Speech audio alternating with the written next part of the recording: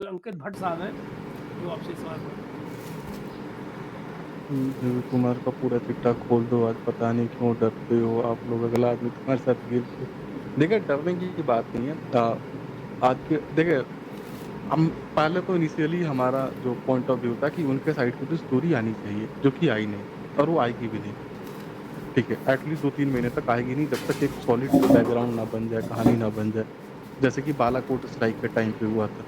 40-45 दिन बाद उन्होंने पूरा इलाका खाली कर दिया और सिर्फ़ दिखाया, हुँ, मदरसा दिखाया। ठीक है ना? हुँ, हुँ, बाकी इलाके नहीं दिखाए, सिर्फ़ मदरसे में ले गए, क्योंकि मदरसे पे हमने अटैक किया ही नहीं था, हम कर ही नहीं सकते। हमारी फ़ोर्सेज़ को एटलीस्ट ये क्रेडिट तो मिलना चाहिए कि वो मस्जिद, मदरसे इन चीज़ों पे अटैक नहीं करते, ठीक है? और उन्होंने किया नहीं तो सिर्फ़ मदरसे ले गए और दिखाया कि बच्चे पढ़ रहे हैं, जबकि दूर-दूर तक कोई गाँव नहीं था जहाँ पे लोग रहते हैं और बच्चे को पढ़ने के लिए भेज सकें, ठीक है? तो ऐसा कुछ होगा तो फिर वो आ जाएँगे। हाँ, अ और देखिए, इसमें कुछ ऐसा नया बताने को है नहीं। काफ़ी सारे डॉक्यूमेंट जो हमने एक्वायर किए हैं, जो कि लोकल सोर्सेज़ के थ्रू ही हमें मिले हैं, ठीक है। डॉक्यूमेंट्स मैं बोल रहा हूँ, डॉक्यूमेंट्स का मतलब होता है जो हम इंडियन एविडेंस एक्ट में शेयर इस्तेमाल कर सकते हैं वो, ठीक है। हुँ, तो रूटीन डॉक्यूमेंट्स है, कहीं आप जा रहे हो, रुके हो, ठीक है, तो आपने साइन किया, ठीक है ना, इनवॉइसेज़ है, तो इस तरह के डॉक्यूमेंट्स हैं हमारे पास, ठीक है, जो कि इतनी जल्दी एक्वायर नहीं किए जा सकते। ठीक है, तो वो सोर्सेज़ भी मैं कॉम्प्रोमाइज़ नहीं करना चाहूँगा, ठीक है? और वो मज़ा भी मैं कॉम्प्रोमाइज़ नहीं करना चाहूँगा, ठीक है? और एक सस्पेंस होगा ज़रूर कि ऐसा क्या मेरे हाथ लग गया, इसलिए भी कोई सामने आना नहीं चाहता, ठीक है? बहरहाल ये सवाल अब आज के टाइम में इर्रेलेवेंट है। हमने इसके ऊपर ऑलरेडी एक्चुअली काफ़ी चीज़ें बता दी है थ्योरेटिकली। अंकित भाई मुझे नहीं लगता कि इसमें बताने के लिए कुछ है भी क्या है नंबर 1। नंबर 2 ये कि मैं आपको ये ज़रूर बता सकता हूँ कि कई बार तो हँसने का दिल करता है इस सारे मसले में। मु उ उनकी एक स्टेटमेंट सामने आ रही है कि महेश जी और हमारी एक और दोस्त हैं जो जिनका बहुत अच्छा खूबसूरत 2 लाख का यूट्यूब चैनल है, क्या नाम है? यास्मीन, हमारी यास्मीन हफ़ीज़। तो आप जानते ही हैं उनको, हमारे चैनल पे भी आई हुई हैं यास्मीन जी, तो मेरी छोटी बहन जैसी हैं वो। तो यास्मीन को मुझे और आपको याद होगा हमारे एक दोस्त सचिन हैं जो आपको पीछे मोबाइल के खतरों के बारे में बता रहे थे। तो सचिन भाई, हम 3 लोगों को ये कहा गया है, जुनैद को नहीं, हम 3 लोगों को कहा गया है कि मैं भी, हम सॉरी मैं भी क्या हूँ बोले ना थे? उन लिस्ट में, उस लिस्ट में। मैं भी उस नहीं, लिस्ट आप में हूँ जलने ना कि वालों जो में नहीं जलता है। हूँ। नहीं सर, आप जलने वालों में नहीं है।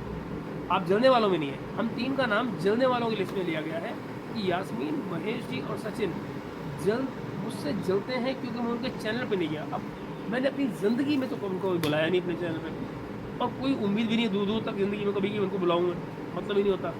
यास्मीन को उन्होंने जब जब बुलाया था तो वो चले गए थे। अच्छा, उसके बाद दोबारा उन्होंने बुलाया नहीं है, तो उनसे नाराज़गी का, जेलसी का कोई सवाल नहीं पैदा होता। सचिन सचिन उनका बेचारों का वैसे ही बहुत छोटा है चैनल है और उसके बावजूद उन्होंने जब उनको लिखा था तो उनका मेल उनके पास आया पड़ा कि मैं 2-3 दिन में आपको कंफर्म कर रहा हूँ, मैं आ रहा हूँ, मैं आपके चैनल पे आऊँगा। तो अब मुझे समझ में ये नहीं आ रहा है। अच्छा, दूसरी बात, आप में से कोई भी अपने आप को मेरी जगह रखिए। मुझे बताइए, मैं अच्छा खासा अपना एक चैनल चला रहा हूँ।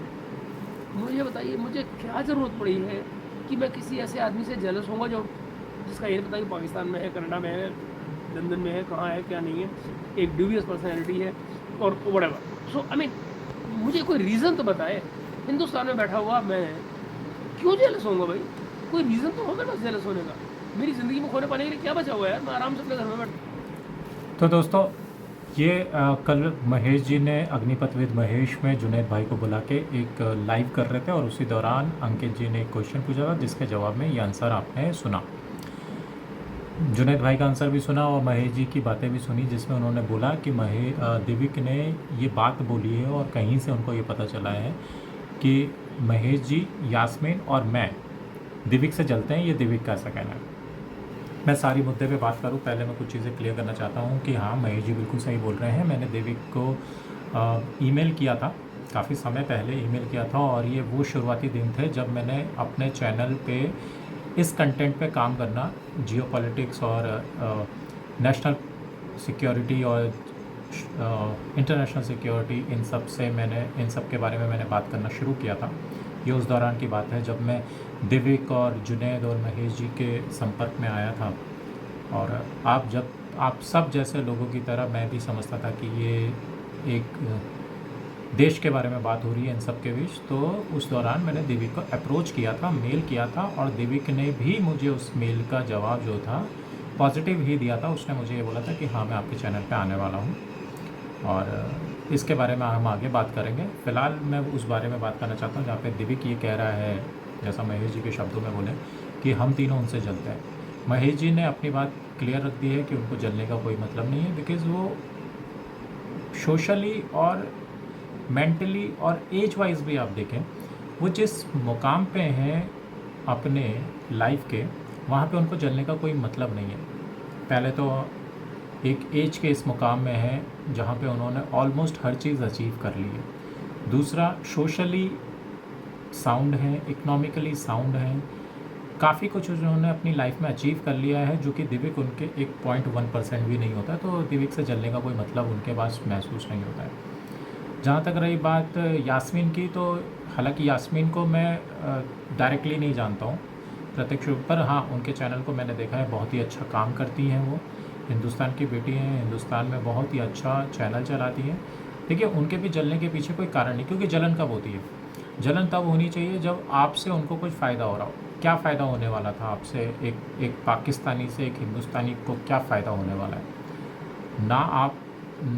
ना आपका स्टैचर यास्मीन से बड़ा है। हिंदुस्तान में यास्मीन को बहुत से लोग मानते हैं, बहुत से लोग सुनते हैं, उनकी एक फॉलोइंग है।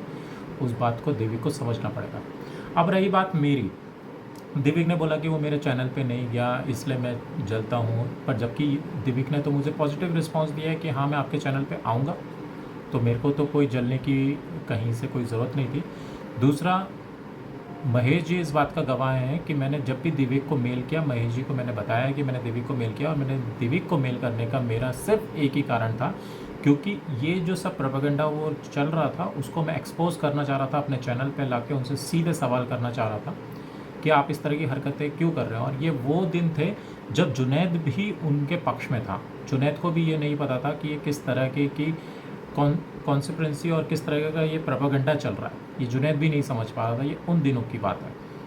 तो तब मैंने महेश जी को क्लियर किया था कि हाँ, मैंने दिविक को मेल किया है और मैं दिविक को अपने चैनल पे बुलाना चाहता हूँ, ताकि मैं उनसे वो सारे सवाल उत्तर जान सकूँ जो कि सवाल मेरे मन में और आपके मन में और हम जैसे लाखों लोगों के मन में है, जो कि दिविक को पहचानने की कोशिश कर रहे हैं और ये समझ रहे हैं कि ये कहीं ना कहीं प्रोपेगेंडा चल रहा है।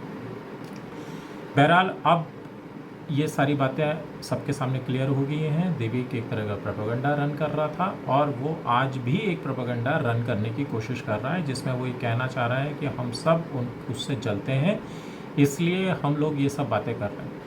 दिविक से मैं ये सीधी बात कहना चाहता हूँ, अगर वो मेरा ये वीडियो देख रहा है तो मेरा सीधा उससे ये कहना है कि अगर आपके शब्दों में मान लें कि हम जलते हैं, तो हम फैक्ट के साथ बातें कर रहे हैं। मैंने आपके बारे में जब भी बोला कि आपने हिंदुओं के बारे में बात करी, तो मैंने वीडियो चला के फैक्ट के साथ बताया, और ये आपने ऑन रिकॉर्ड बोला है कि जिसमें आप और जुनैद एक वीडियो बनाते हैं और जिसमें आप अजीम प्रेम जी और ऐसे बड़े बड़े नाम, गोदरेज फाउंडेशन और पता नहीं किन बड़े बड़े नामों का जिक्र करते हैं कि वो देश के खिलाफ काम कर रहे हैं और ज़्यादातर लोग उसमें हिंदू हैं।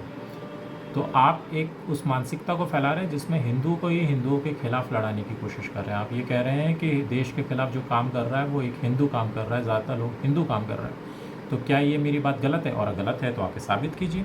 और जहाँ तक रही कि आप मेरे चैनल में नहीं आए, तो मेरा तो आज भी आपको आमंत्रण है कि आप मेरे चैनल पे आएँ और इन सारी बातों का आप वहाँ पे आके खंडन करें, तर्क के साथ जवाब दें, मेरे उन सीधे सवालों का जवाब दें अगर आप में दम है तो। बाकी इस तरह से एक दूसरे पे इल्ज़ाम लगाना कि मुझसे जलते हैं, ये भौंडी बातें हैं, ये बहुत छोटी बातें हैं। फैक्ट के साथ बातें करें, क्योंकि मैंने जो भी आपके बारे में बात करी वो फैक्ट के साथ बात करें। और जुनैद भाई से मेरा ये कहना है कि जुनैद भाई, आप ये बार बार जो ये कह देते हैं कि मेरे पास कुछ सबूत हैं, कुछ ये हैं, वो ही मेरी तरह आपके जो भी फ़ैन हैं, मैं आपका बहुत बड़ा फ़ैन हूँ, इसी तरह से बहुत से लोग आपके फ़ैन हैं, उनके मन में ये हमेशा एक क्यूरियोसिटी बनी रहती है कि आपके पास ऐसे क्या सबूत है जो आप बताना नहीं चाहते। तो या तो आप ये कहना छोड़ दें कि आपके पास बहुत से ऐसे सबूत हैं, और अगर आपके पास सबूत हैं तो एज अ फ़ैन होने के नाते मेरा और मेरे जैसे हज़ारों आपके जो भी फ़ैन हैं उनके ऊपर आपका एक फ़र्ज़ है, उनका एक पूरा हक है कि वो आपसे वो सबूत जान पाएँ, और आपको वो बताने भी चाहिए, क्योंकि आप बार-बार अगर अपनी वीडियो में कह रहे हैं कि मेरे पास ऐसे कुछ सबूत हैं जिनके बारे में मैं बताऊँगा तो बहुत कुछ हो जाएगा, तो प्लीज़ बताइए, वो सारी बातें बताइए, क्योंकि जानना ज़रूरी है हमारे देश का कि दिव्य किस तरीके से काम करता था, किस तरह से ऑपरेट कर रहा था, वो किस तरीके की हरकतें कर रहा था। और जहाँ तक बात रही कि हम लोग जलते हैं, हम लोग आपसे बिल्कुल नहीं जलते हैं। बतौर हिंदुस्तानी हम में से कोई भी आपसे नहीं जलता है, क्योंकि आप पाकिस्तानी हैं, और पाकिस्तानियों से जलने के लिए हिंदुस्तान के लोगों के पास इतना समय तो नहीं है। और ऐसा क्या है पाकिस्तानियों के पास जो हिंदुस्तानियों के पास नहीं है। बाकी अगर जहाँ तक बात रही कि आपको अपने बात रखना है, तो इस तरह से प्रोपेगेंडा ना फैलाइए। मेरा चैनल आज भी आपके लिए खुला है। मैंने आपको जो लास्ट ईमेल करी थी उसमें मैंने अपना नंबर आपको दिया था, आप उस नंबर पे मुझे कांटेक्ट करें और आए मेरे चैनल पे आके 1 to 1 फेस टू फेस बातें करेंगे, और वहाँ पे हम आपके मेरे सारे सवालों का उत्तर आप दीजिएगा। देश की जनता, पूरी दुनिया आपको सुनेगी और वहाँ पे समझ पाएगी कि क्या मेरे तर्क गलत हैं या आपके उत्तर गलत हैं, और वहीं पे समझ में आएगा कि दूध का दूध और पानी का पानी क्या है। फ़िलहाल ये था जवाब दिविक को मेरा, और इसी के साथ मैं अपनी वाणी को विराम देता हूँ। नमस्कार।